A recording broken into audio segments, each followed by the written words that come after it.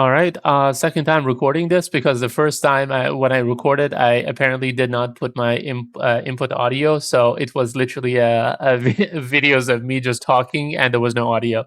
So basically, the study of it, like in the study of comparative politics, there are as few as important or misunderstood as democratic resilience. We often think that once a nation basically transitions to a democracy, that it will naturally endure, but unfortunately, from the, from the readings that we did, the myths of democratic resilience, the assumption is dangerously optimistic. Nearly 90% of countries that turn or return to democracy after 1994 basically are doomed to fail and they cannot basically sustain the democratic level they initially achieved. And as you know, my MOU is the Egypt revolutions of 2011 and 2013. Egypt experiences after 2011 exemplify the fragility and basically the fall of Hosni Mubarak, which was a long-time autocratic leader. Egypt celebrated basically the dawn of a new age, the age of democracy, where they actually held an election and they were able to elect a civilian or someone who was not part of the mainframe of the governmental network to the role of leader, which was Hosni. After Hosni Mubarak, it was Morsi, who was the leader of the Ikhwan al-Muslimin. But after 2 years, the experiment completely collapsed on itself under basically the weights of polarization, initial institutional weakness, and military intervention. In this video, I'll examine how Egypt's brief democratic episode from 2011 and 2013 revealed the challenges of basically sustaining a democratic regime with limited democratic stock. I'll also connect Egypt's experience to key frameworks from our reading, particularly how like democratic prevails or collapses depending on the strength of their institution, social cohesion, and basically their external environments, which can also include foreign meddling. In 2011, whilst the Arab Spring basically started, Egyptians actually took to the street and chanted the following, which was dignity, freedom, and end to Mubarak's authoritarian regime. Again, this is like the English translation of what they were chanting in Arabic. Mubarak's resignation marked a significant opening for political reform, and the country held its first presidential election in 2012. Mohamed Morsi, who was the leader of the Ikhwan al-Muslimin, or the Muslim Brotherhood, basically he won what is basically widely considered a fair election. His victory was historic. Egypt had, for the first time, elected a democratically elected civilian to the presidential role, which was huge. However, democracy requires more than just elections. According to our reading, democratic resilience involves two stages: onset resilience, the ability to establish a stable democratic institution, and breakdown resilience, the ability to recover those institutions come under stress. Basically, Egypt struggled with both of them because when Morsi took power, he was not able to do either successfully, and that's why it led to his governmental collapse in 2013. The state lacked what scholars call democratic stock, a long-standing institutional norm, and practices that help sustain democracy in a way. Basically, the lifeline for this newly formed government was just not there. The judiciary, military, and bureaucracy basically remained deeply tied to the previous regime as a result, and it limited the new government's ability to essentially do anything or rule successfully, which was basically the beginning of the end for the newly elected government. Once in power, Morsi faced immense challenges: economic stagnation, social unrest, and fierce opposition from secular and liberal groups, as well as the military sect who was still supporting the previous regime that recently just collapsed. And it was around the same time that Egypt was dealing with a huge inflation issue. His attempt to consolidate authority included issuing decree and expanding presidential power, which was basically viewed as authoritarian overreach. Also, the judiciary, which is the theory, which in theory should be the last bulwark for democracy, instead became an arena for political conflict, as our class notes basically emphasize. Judicial constraints on the executive are crucial to both onset as well as the what is it called? As well as the breakdown resilience. In Egypt, the courts lacked independence and credibility, allowing tensions between the branches of government to spiral out of control. We actually had a family friend who was a judge in Egypt during the time, and I remember when he was over at our house, he was saying that the divide between each of Egypt's branch expanded massively once Morsi took power, because none of the branches were willing to work together as for the common good. Meanwhile, polarization deepened, economic crisis and protests intensified through 2013, providing the military an opportunity to basically take control, led by General Abdul Fattah al-Sisi. The military intervened in 2013, ousting Morsi and suspending the newly reformed constitution that he had put in place. The result was a rapid shift from democracy to an autocratization to regime collapse. Egypt's brief experiment with democratic government ended, replacing Morsi, who was elected, with another autocratic general in the form of Abdul Fattah al-Sisi, which in reality is the reskin of Hosni Mubarak. So yeah, nothing really lasted long in Egypt. Egypt's failure basically illustrated what Bianchi, Cheeseman, and Sire described in the myth of resilience.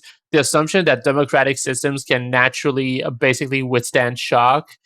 In reality, resilience actually depends on the structural and the contextual factors. From our notes, I've written here, from our notes and reading, several enablers of resilience were missing in Egypt. Judicial independence, courts were politicalized and failed to constrain executive overreach. That is absolutely true. Ikhwan al-Muslimin's overreach in societal as well as economical aspects definitely did not help the situation. Democratic stock, the country lacked institutionalized norms of rule, compliance, and accountability. That is also a factor. Economic development, persistent economic crisis undermines public faith in the new system. It is, as I've said before, it is much easier to come and say death to the government than to actually take power and rule a country. Regional democracy level, Egypt's autocratic neighbors provided little external reinforcement for democratic norms. Well, as you know, Egypt is located in North Africa, and to its west, you had countries like Libya, who were also going through huge democratic reforms, and to their east, you have the Arabian Peninsula, where countries such as Qatar, Saudi Arabia, Emirates, are all basically nations that thrive on the system of kingdoms and not necessarily democracies. And they did not help. Also, they got a huge wave of support from the Iranian regime, which also did not help, because the Americans were not happy with the establishment of yet another Islamic government. So that also, foreign meddling was also part of Egypt's issues. Additionally, Egypt was polarized between basically the Islamists, secularists, and and the military that eventually took over. Basically, it eroded the shared legitimacy for a necessary democracy. As I note here from our reading, polarization often triggers onset breakdown, particularly in societies undergoing redemocratization. External influence, like I said, also did not matter, whilst it was not direct, as is in some African nations with China and Russia meddling in their election. It was definitely persistent in Morsi's government, with him trying to essentially spearhead a new government that basically is the new Egypt that puts all the Islamic countries under its umbrella, and it failed at that miserably as well. As we saw in the reading, basically, as Cheeseman and his co-authors in 2004, they explained strengthening democratic resilience requires more than just holding elections. It demands institutional guardrails to prevent the erosion of democracy from within. These include, and I have it listed here, strengthening institutional independence, especially courts and electoral commissions, establishing stricter threshold for amending constitutional rule, protecting marginalized group, which builds social legitimacy. By the way, during Morsi's presidency, the Christians were not involved in any governmental positions, which also marginalized them drastically and created more unrest. Improving civic education and media literacy to reduce the impact of disinformation. That is true. The Morsi government actually did push for a nationwide literacy effort, but that was also met with a lot of hesitance because they were pushing for Islamic literacy and not necessarily education for everyone. And building linkage between central and local governments.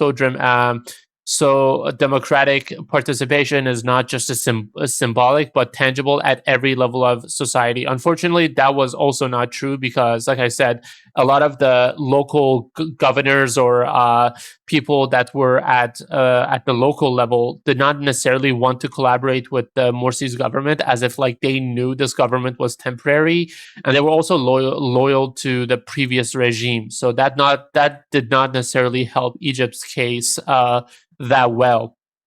So, as I said, redemocratization, as our class notes, is a tricky business. Once a society experiences a breakdown, rebuilding rule compliance and trust becomes even harder, and that was the issue, unfortunately, with Egypt at the time. Just to conclude, in Egypt's 2011 and 2013 experience reminds us that democracy is not a self-sustaining and without strong institution, economic stability, and shared norms, democratic transition can be and often do collapse. You cannot build a house on a foundation that is non-existent or it has cracks.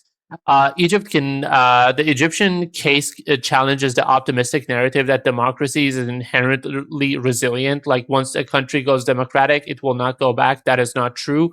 It supports what Bianchi, Cheeseman, and Sire called sobering reality. The resilience is not automatic. It must be built, protected, and constantly renewed.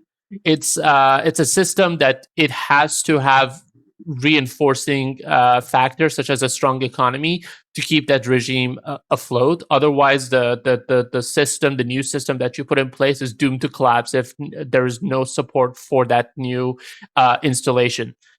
Egypt's story stands as both a warning and a lesson. Democracy's survival depend not only on the euphoria of revolution, but on the quiet, enduring work of strengthening its foundation. And unfortunately, that was something that Morsi lacked. He was so outwardly religious, and he did not want to have anyone from the previous cabinet that were scholars or people who were actually good at their job in his government. That the government, as soon as it was formed, it was doomed to collapse because he did not want to allow anyone to be different or oppose his views. And again, that was another issue with Morsi's government. Anyways, I hope you enjoyed. This is the third time I'm recording the video because the first two times I had audio issues. So do let me know if you like the video, and if there's anything in the future that I can improve on. I would honestly love the feedback very much. But anyways, have a wonderful day, guys, and I'll see you guys next week.